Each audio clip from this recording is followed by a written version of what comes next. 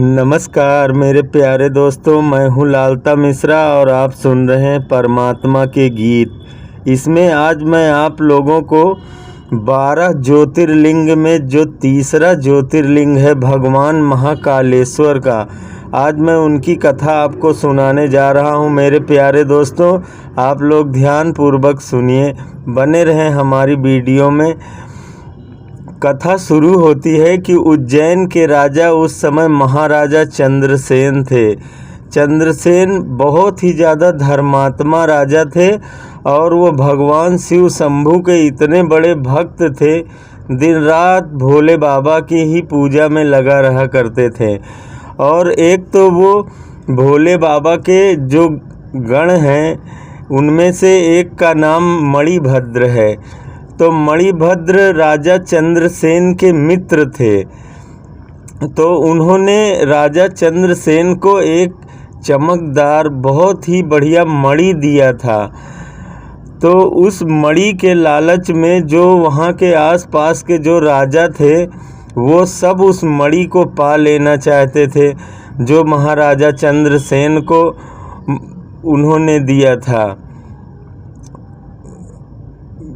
मणिभद्र ने। ये शंकर जी के गण हैं, मणिभद्र, वीरभद्र, ऐसे नंदी गण, ये सब उनके गण हैं भोले बाबा के। तो वीर जो मणिभद्र था वो चंद्रसेन का मित्र था, तो वो हमेशा चंद्रसेन के पास आना जाना लगा रहता था। तो वो भी भोले बाबा के परम भक्त, वो भी भोले बाबा के परम भक्त।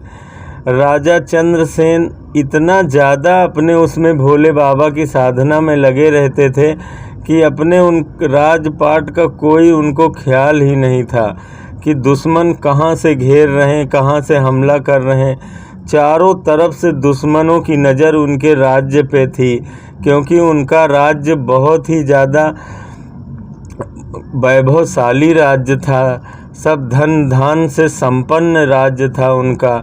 तो सभी की नज़र उज्जैन पे थी कि उज्जैन को अपने कब्जे में ले लिया जाए। तो भैया वहाँ आसपास के सिंह, दीप्ति, रिपु, दमन, ऐसे बड़े बड़े राजाओं ने हमला कर दिया महाराज चंद्रसेन के ऊपर। भैया दरबारी आया भागा भागा, बताया राजा से कि राजन, हमारे ऊपर दुश्मनों ने हमला कर दिया है, चारों तरफ से अपने राज्य को घेर लिया है। पर राजा तो भगवान शिव की भक्ति में बैठे थे, उन्होंने कहा जैसी प्रभु की इच्छा, जो भोलेनाथ की इच्छा होगी वही होगा। भैया चुपचाप भोले बाबा की पूजा में बैठे रहे। ये देख के वहाँ के गांव नगर के सब जितने भी व्यक्ति थे उन्होंने सोचा भैया जिसको लड़ना है वो तो भगवान की भक्ति में लगा हुआ है, हम लोग क्या करें, चलो हम ही लोग लड़ते हैं। पूरा गांव मतलब पूरा राज्य उज्जैन, पूरा राज्य तैयार हो गया राजा के लिए लड़ने को। वहाँ के जितने पंडे पुजारी थे वो भी तैयार हो गए। एक देवव्रत नाम के ब्राह्मण थे, उन्होंने कहा अपने पुत्रों से कि पुत्रों, राजा तो भगवान भोले बाबा की भक्ति में लगे हैं, तो क्यों न हम लोग युद्ध करें राजा की जगह। भैया जितने ब्राह्मण थे पहुंच गए युद्ध करने को राजा की तरफ से, और राजा तो भोले बाबा की सेवा में बैठे आराम से। इधर भैया भोले बाबा की कृपा ऐसी बरसी कि उन्होंने बजरंग बली को भेज दिया। भोले बाबा ने कहा वहाँ सब हमारे भक्त हैं, वो सब हमारी भक्ति में लगे हैं, और अन्य देश के राजा महाराजा सब उनके ऊपर आक्रमण बोल रहे हैं, तो कृपया करके तुम जाओ और हमारे भक्तों की रक्षा करो। भैया शंकर जी ने हनुमान जी को भेज दिया। हनुमान जी पहुँचे और जैसे ही बजरंग बली का गदा चला, जितने भी राजा आक्रमण बोलने आए थे सब धराशायी हो गए। थोड़ी देर में सब भागते हुए नजर आए। बोले पता नहीं कहाँ से एक गदा युद्ध कर रहा है राजा चंद्रसेन की तरफ से। भैया उस गांव के सारे लोग बहुत प्रसन्न हुए। फिर तो इतना ज़्यादा भक्तमय उज्जैन हो गया, इतने भक्त हो गए कि एक छोटा सा बालक जिसका नाम सीकर था, वो भी भोले बाबा की भक्ति में लग गया। अपनी माँ से विद्रोह कर दिया, बोला माँ तुम जाओ, मैं भोले बाबा को प्रसन्न करके तभी आऊँगा। भैया वो जहाँ तहाँ शिवलिंग बनाता, मिट्टी की, नदी से बालू ले आता या ज़मीन से मिट्टी निकाल के वहीं छोटी सी शिवलिंग बनाता और वहीं भगवान शंभू की पूजा में बैठ जाता जहाँ भी। और उसकी माँ आती, उसको पकड़ के ले जाती कि इतना छोटा सा बालक, अभी तुझसे कहाँ शिव प्रसन्न हो रहे हैं, तू पागल हो रहा है, अभी तेरी खेलने खाने की उम्र है, तू कहाँ अभी से बाबा बनेगा, चल घर। उठा के ज़बरदस्ती ले जाती उसकी माँ, पर सीकर नहीं मानता। एक दिन तो क्या हुआ, उसकी माँ ने वो जो मिट्टी का शिवलिंग बनाया था उसी को उठा के नदी में फेंक दिया कि ले अब ना रहेगा शिवलिंग, ना तू यहाँ बैठ के पूजा करेगा, चल घर चुपचाप। भूख लगी होगी, सुबह से कुछ भी खाया नहीं और यहाँ ओम नमः शिवाय ओम नमः शिवाय करता बैठा है, चल घर। माँ तो माँ होती है, पर सीकर रोने लगा ज़ोर ज़ोर से और बोला भोले बाबा मेरी माँ को माफ़ कर देना, उन्हें पता नहीं तुम्हारी शक्ति के बारे में। और सीकर कूद गया नदी में, वो जो शिवलिंग फेंका था नदी में उसी को ढूंढने के लिए। भैया अब उसकी माँ भी रोने लगी, सीकर को पकड़ के ले आई बाहर। अब तो सीकर जाने को तैयार न, बोला माँ तू जा, मैं तो भोले बाबा को प्रसन्न करके तभी आऊँगा।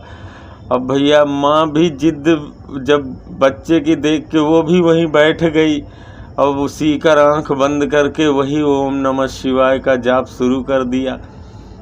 भोले बाबा से रहा नहीं गया, नदी में से शिवलिंग वो जो मिट्टी की बना रखी थी वो अपने आप नदी से निकल के आके उसके सामने रख उठी। अब तो उसकी माँ ने देखा, आश्चर्य से आंखें फटी की फटी रह गई। अरे बोले ये कैसे हो गया। और उसने अपने बेटे को गले से लगाया, बोला बेटा धन है तेरी भक्ति, भगवान जरूर तुझसे प्रसन्न होके एक दिन तुझे दर्शन देंगे। अब तो सीकर भी भैया परम भक्ति में लीन हो गया भगवान शिव की। और इधर पूरा उज्जैन नगरी भगवान शिव की भक्ति में लगा। तभी वहाँ पे एक राक्षस आया जिसका नाम था दूषण। दूषण नाम का राक्षस इतना उत्पात मचा दिया और इतना शिव भक्तों को उसने परेशान किया कि सारे शिव भक्त त्राहि त्राहि करने लगे, सब इधर उधर भागने लगे। भगवान की भक्ति छोड़ के सब इधर उधर भागने लगे जान बचा के। लेकिन छोटा सा बालक सीकर, धन है उसकी भक्ति, अटल है उसकी भक्ति, वो वहीं बैठा रहा, हटा ही नहीं। उसने कहा मेरे भोले बाबा ही मुझे बचाएंगे। भैया वहाँ दूषण राक्षस आया और जैसे ही वो सीकर को खाने ही वाला था, मारने ही वाला था, तभी वहाँ धरती फोड़ के भगवान शिव शंभू प्रकट हो गए। और शिव शंभू के क्रोधा अग्नि में ही वो दूषण नाम का राक्षस वहीं जल के भस्म हो गया। भैया सारे गांव वाले जितने वहाँ के ब्राह्मण थे, जितना राजा चंद्रसेन, सभी भोले बाबा के चरणों में गिर पड़े और बोले बाबा हम लोग आपके परम भक्त हैं। भोले बाबा बोले इसीलिए तो मैं आया हूँ, मैं तुम लोगों को हमेशा देखता रहता हूँ कि सब हमारे कैसे भक्त हैं, मैं अपने भक्तों को कभी अकेला नहीं छोड़ता। तो सब वहाँ के जो ब्राह्मण देवव्रत थे और सीकर, उनने कहा प्रभु अगर जब आप ऐसी ही बात है तो आप क्यों न यहीं रह जाओ, आप हमें छोड़ के कहीं मत जाओ, आप यहीं रहो। भैया वो जो सीकर अब मिट्टी के अपने शिवलिंग बनाता था वहीं एकदम पुष्ट शिवलिंग बन के तैयार हो गई, जिसमें भोले बाबा स्वयं स्वयंभू के रूप में विराजमान हो गए। मेरे प्यारे दोस्तों, जो उज्जैन में महाकालेश्वर शिव ज्योतिर्लिंग है, वही उन्हीं की कथा तो मैं आपको सुना रहा हूँ, वही भगवान शिव शंभू महादेव है। एक बार सभी लोग प्यार से बोले बोले शंकर भगवान की जय। मेरे प्यारे दोस्तों, ऐसी और ज्योतिर्लिंग की कथा, आगे की कथा सुनने के लिए आप हमारे चैनल को सब्सक्राइब करें।